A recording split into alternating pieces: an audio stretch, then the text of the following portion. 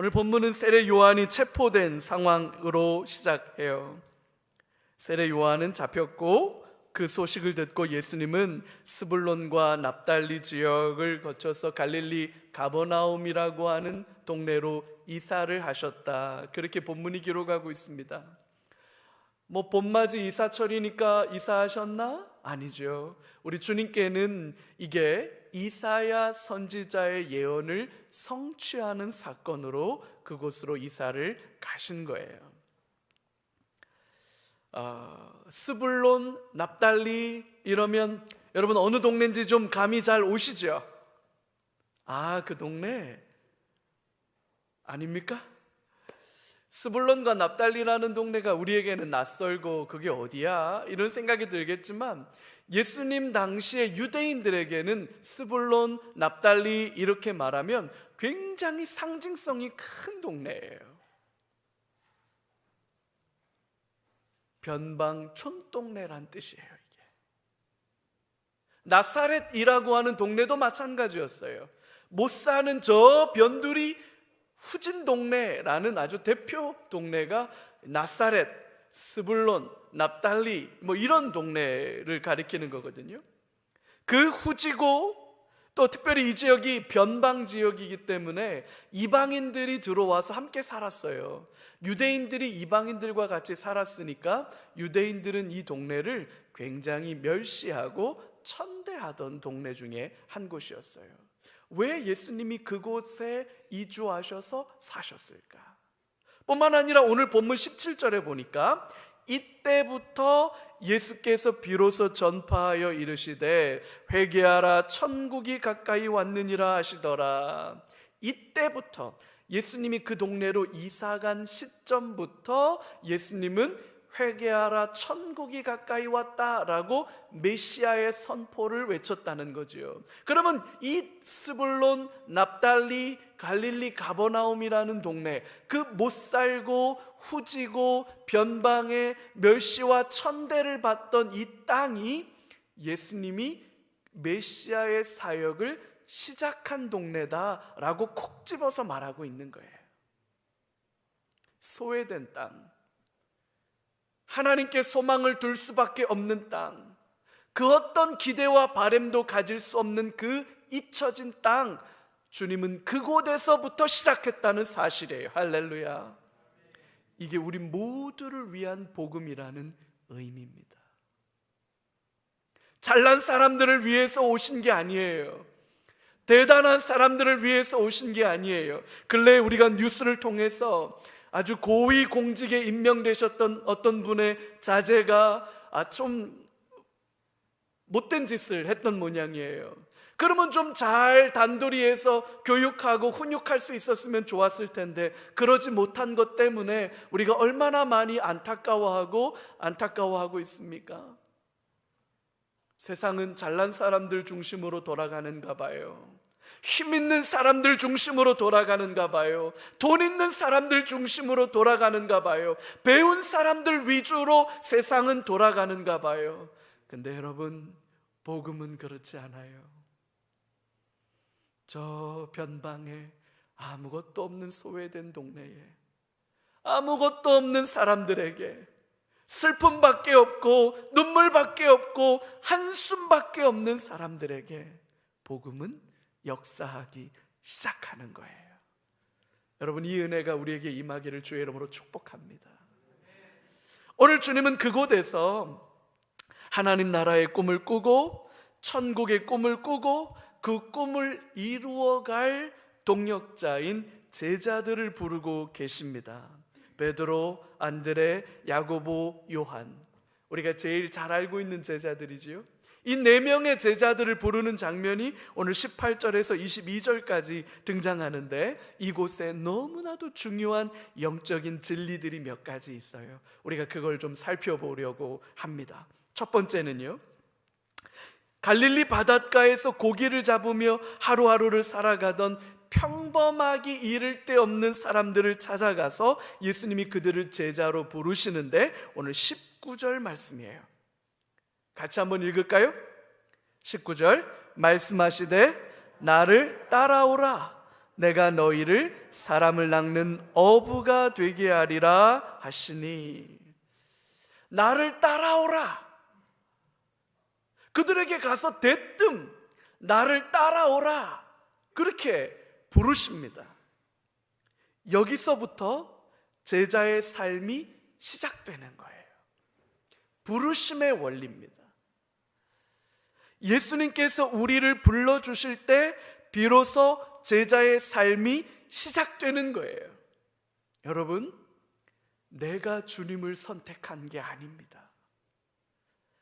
주님이 나를 선택해 주신 거예요. 우리가 오늘 영광스러운 찬양을 하나님께 올려드렸잖아요.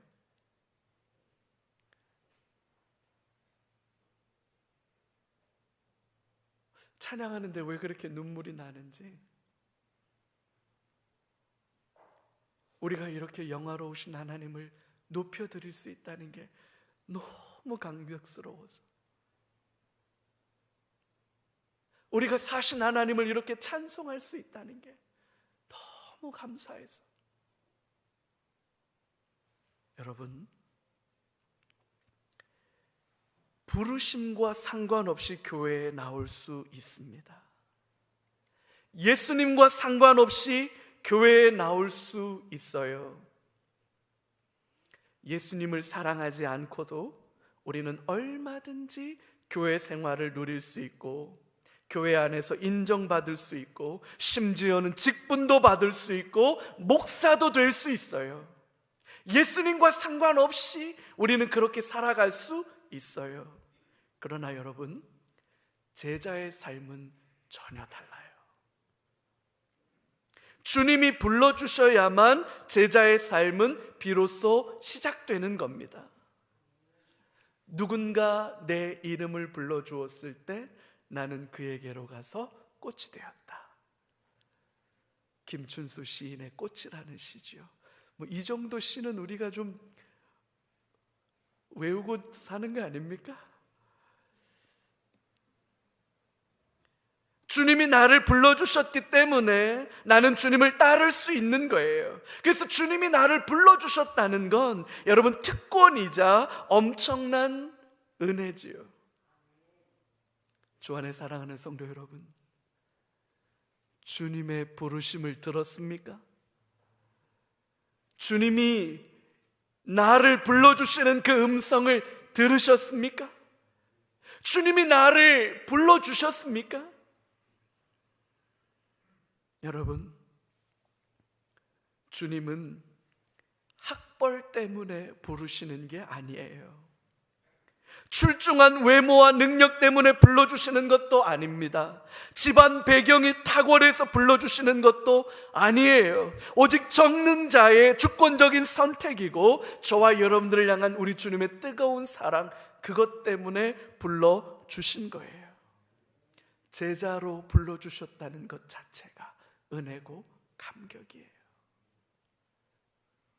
주님이 나를 불러주셔야 나는 주님을 따르는 자의 삶을 살 수 있는 거지요. 교회를 왔다 갔다 하는 사람을 말하는 게 아닙니다. 교회 공동체 안에 그저 들어와서 마당 뜰만 밟고 다니는 사람을 가리키는 게 아닙니다. 예수를 내 삶의 주인으로 믿고, 예수를 내 삶의 구주로 믿고 따르겠다고 결단하고 선택한 사람들의 삶을 말하는 거예요.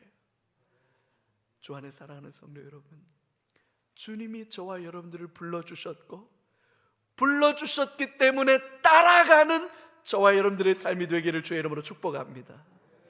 두 번째는요, 그 사람들에게 이렇게 말씀하세요. 나를 따라오라. 내가 너희로 사람을 낚는 어부가 되게 하리라. 내가 되게 하리라.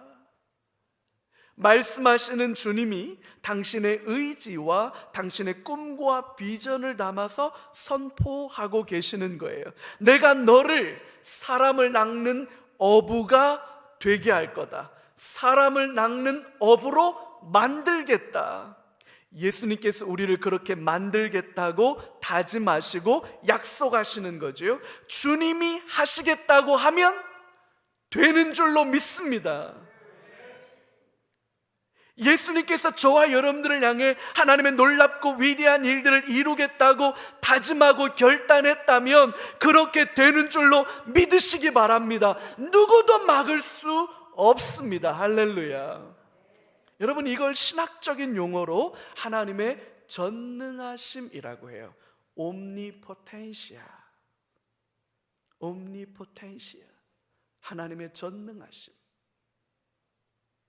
하나님의 전능하심이라고 하는 개념은 두 가지가 핵심이에요. 첫 번째는 의지의 자유입니다. 지금은 그렇게 결단했지만 내일은 달라진다. 그러면 전능하지 못한 거예요. 그래서 의지가 여전히 동일하다라는 걸 전제해야 하고, 두 번째는 의지를 실행해낼 수 있는 능력이 있어야 됩니다. 우리 주님이 그럴 의지를 가지셨다고 말하는 거예요. 아침 저녁으로 바뀌는 우리의 의지와는 전혀 다르지요. 그래서 성경에는 회전하는 그림자도 없다, 그렇게 말하는 거지 않습니까? 우리가 늘 찬양하지 않습니까? 어제도 계시고 오늘도 계시고 장차 오실 주님이시다. 할렐루야. 2000년 전에 갈릴리 바닷가에서 베드로를 부르셨고 요한을 부르셨던 그 주님이 오늘 이 자리에서 저와 여러분들을 부르신다는 사실을 믿으시기 바라요. 동일한 주님이시잖아요.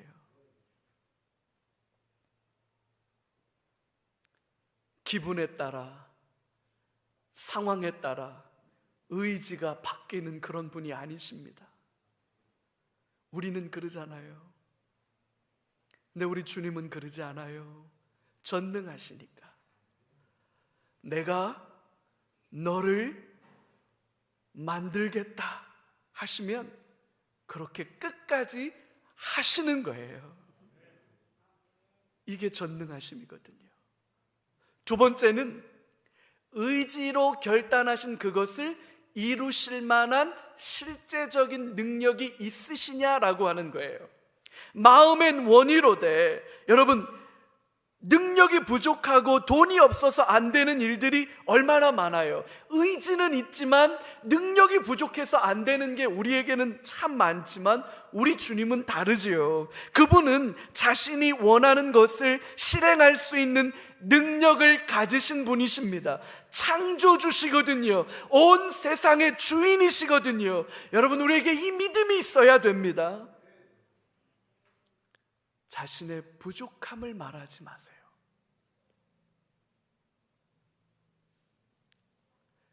나의 연약함을 말하지 마세요.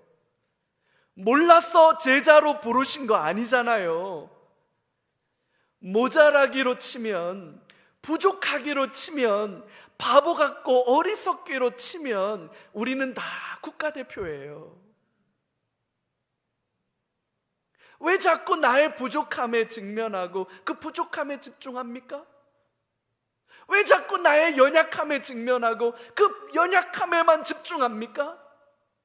나를 그렇게 만드시겠다고, 내가 만들 거야, 내가. 우리 주님이 그렇게 만드시는데, 그렇게 선포하시는, 내가 너를 그렇게 만들겠다.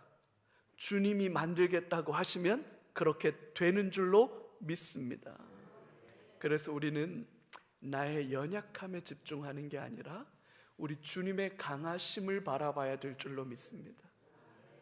나의 한계와 나의 어리석음이 아니라 주님의 부유하심과 주님의 아름다우심에 집중해야 되는 거예요. 여러분, 언제까지 그렇게 작아질 거예요? 언제까지 그렇게 위축될 거예요? 그건 불신앙이에요.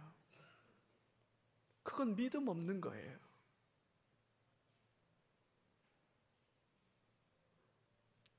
주님 안에서 나를 그렇게 만들어 가겠다고 다짐하시고 실제로 그렇게 만들어 가실 주님을 신뢰하는, 그 주님을 믿는 저와 여러분들 되시길 주의 이름으로 축복합니다. 세 번째는요, 그들을 향해서 뭐라고 말했냐면 사람을 낚는 어부가 되게 하리라, 이렇게 말씀하셨어요.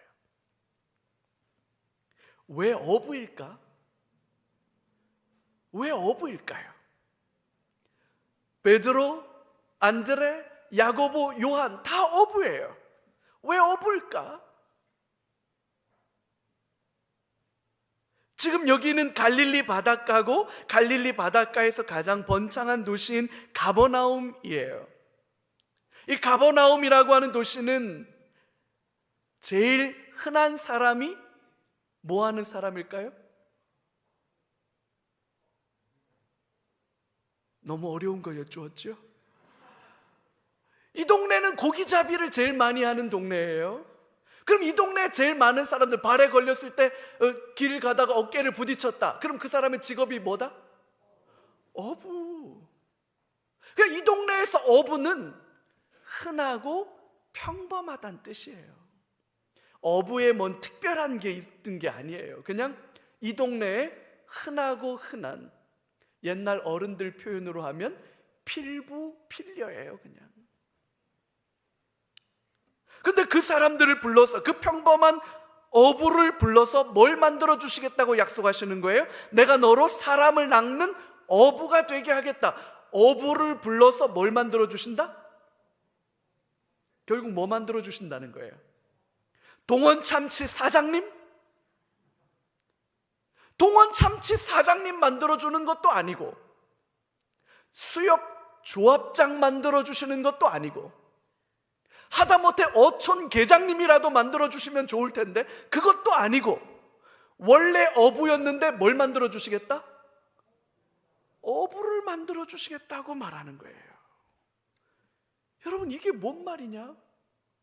안 그래도 어부인데 그 평범하고 보잘것없는 어부를 어부 만들어 주시겠다는 게 무슨 말이냐? 여러분, 여기에 굉장히 놀라운 영적인 진리가 있다는 거예요. 여러분, 자신이 서 있는 자리에서 제자로 살아가는 겁니다.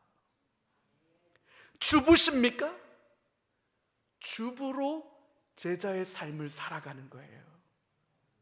직장인이십니까?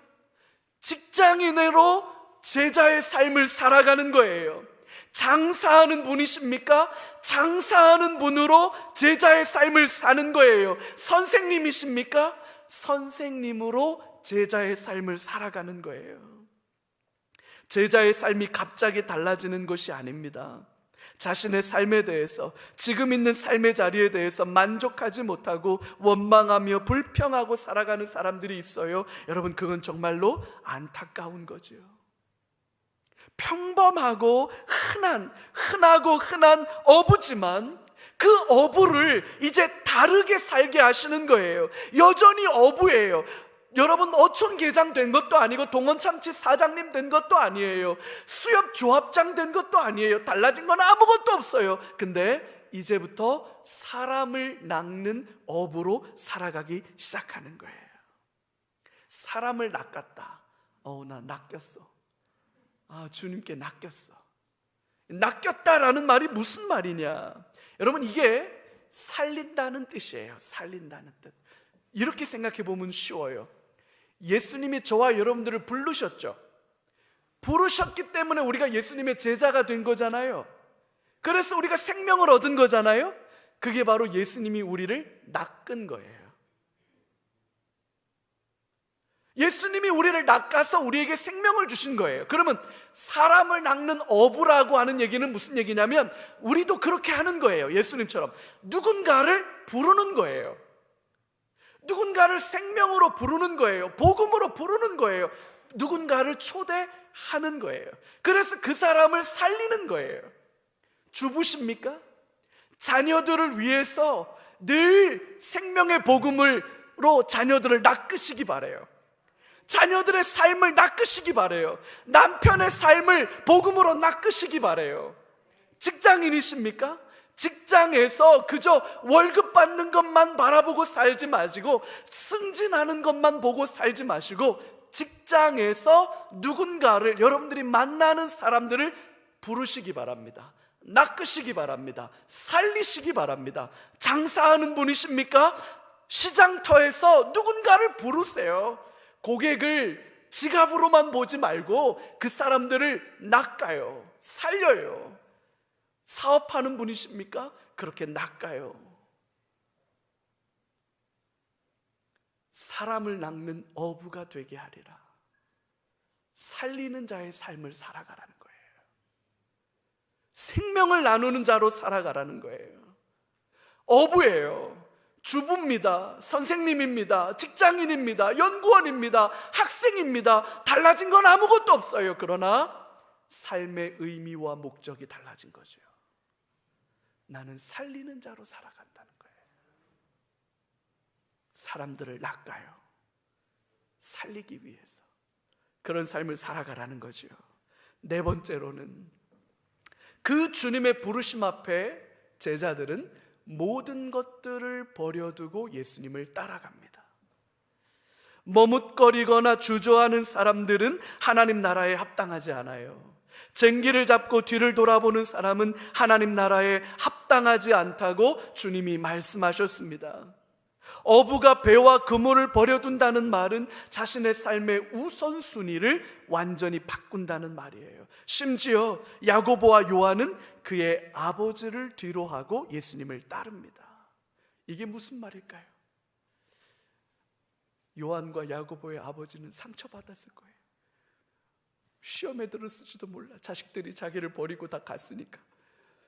그런 얘기는 아니죠. 아버지를 버려두고, 이 아버지를 버려둔다는 게 무슨 말이냐? 이때 당시에 아버지는 자신의 생계수단이에요. 직장, 오늘날처럼 공채를 통해서 뭐 학교 졸업하고 취업하는 그런 개념이 아니에요. 이때 당시에는 아버지 일을 물려받는 거예요. 그래서 아버지를 버리고 라고 하는 얘기는 무슨 얘기냐? 직장을 버리고, 이런 의미까지도 담고 있는 거예요.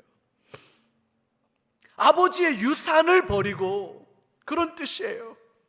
살아갈 든든한 버팀목인데 그 아버지를 버린 거예요. 모든 것을 버려두고 예수님을 따랐다라고 하는 엄청난 결단이고 헌신이에요. 주 안에 사랑하는 성도 여러분, 우리 안에 이만한 결단과 우리 안에 이만한 결심이 있는지 모르겠지만 여러분, 그런 제자의 삶을 살아갈 수 있기를 소망합니다. 뒤돌아보는 자가 되지 말길 바라요. 미련과 아쉬움 때문에 자꾸만 주저하고 멈칫대는 삶이 되지 않기를 바랍니다. 마지막으로 오늘 본문 속에서 우리가 꼭 한번 이런 질문을 던져볼 필요가 있어요. 예수님은 왜 제자를 부르고 계시는가? 라는 질문이에요. 그리스도로서, 메시아로서 공적인 삶을 시작하기 직전에, 어쩌면 예수님은 메시아 그리스도로서의 삶의 첫 시작을 제자들을 부르시는 것으로 시작했다, 이렇게 말해야 되잖아요. 그럼 왜 제자들을 부르셨을까? 제자를 부르신 이유가 도대체 뭘까? 심부름 시킬 사람이 필요했기 때문일까요? 아니면 랍비니까 우르르 몰려다니면서 가오를 잡으려면, 랍비로서 좀 가오를 잡으려면 뒤에 좀 병풍 서줄 사람들이 필요하니까 병풍 서줄 사람으로, 들러리 서줄 사람이 필요해서 제자들을 부르신 걸까요? 아니면 뭐 수강료라도 받아서 사역의 보탬이 되기 위해서 제자들을 부르신 걸까요? 아니죠. 제자들을 그런 이유 때문에 부른 게 아니에요. 제자를 부르신 이유가 오늘 마태복음에서는 생략되어져 있는데 마가복음 3장 14절과 15절에서는 분명하게 이렇게 말하고 있습니다. 여러분 같이 한번 읽어볼까요? 이에 12를 세우셨으니, 이는, 왜냐하면 이런 뜻이에요. 세우신 이유는 첫 번째, 자기와 함께 있게 하시고, 두 번째, 또 보내사 전도도 하며 귀신을 내쫓는 권능도 가지게 하려 하심이라라. 아멘. 두 가지를 말해요. 첫 번째는 왜 제자를 불렀다? 함께 있고 싶어서. 두 번째, 전도도 하고 귀신을 내어 쫓는 권능을 행사하게 하시려고. 함께 있으려고, 이 함께 있으려고 하는 말은 관심이고 사랑이죠. 그래서 결혼하는 거잖아요. 같이 있고 싶어서. 나 너와 평생 같이 하고 싶어. 이런 말에 다 속아서 결혼하는 거 아닙니까?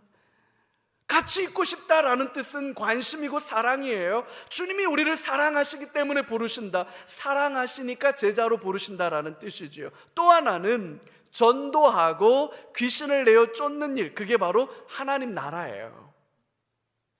네거티브하게 말하면 귀신을 내어 쫓는 거고, 포지티브하게 말하면 하나님의 나라가 임하는 거예요. 그게. 자, 근데 여러분 여기서 한번 생각해 봐요. 예수님께서 이 땅에 사시면서 예수님께서 하신 일들을 생각해 보지요. 예루살렘 이곳저곳을 다니시면서 전도하고 그들에게서 귀신을 내어 쫓고 하나님의 나라가 임하도록 하셨던 일, 이거는 예수님이 이 땅에 계실 때 당신이 하셨던 일이에요. 메시아로서 예수님이 하셨던 일의 핵심이 바로 그건데, 제자들을 부르신 이유가 뭐라고 말하냐면 예수님이 하셨던 그 일을 이제부터는 제자들이 대신 하기를 원하셨기 때문에 부르셨다라는 말이에요. 그래서 요한복음 20장 21절에 예수님께서 아버지께서 나를 보내신 것 같이 나도 너희를 보낸다라고 말씀하시는 이유인 거예요. 여러분, 우리는 예수님을 대신하는 사람으로 살아가야 하는 줄로 믿으시기 바랍니다. 주님께서 저와 여러분들을 불러주셨어요. 저와 여러분들을 제자로 만들겠다고 약속하셨습니다. 사람을 낚는 어부가 되게 하시겠다고 약속하셨습니다. 주님이 그렇게 말씀하셨다면 그렇게 될 것입니다. 할렐루야. 우리는 예수님을 대신해서 예수님의 삶을 살아야 합니다. 사람을 낚아서 사람을 살리는 자의 삶을 살아야 합니다. 누군가를 불러야 합니다. 살려내야 합니다. 배와 그물을 뒤로 하고 심지어는 아버지를 뒤로 하고 주님을 따랐던 제자들처럼 우리도 이 거룩한 소명을 이루어가는 삶을 살아야 될 줄로 믿습니다.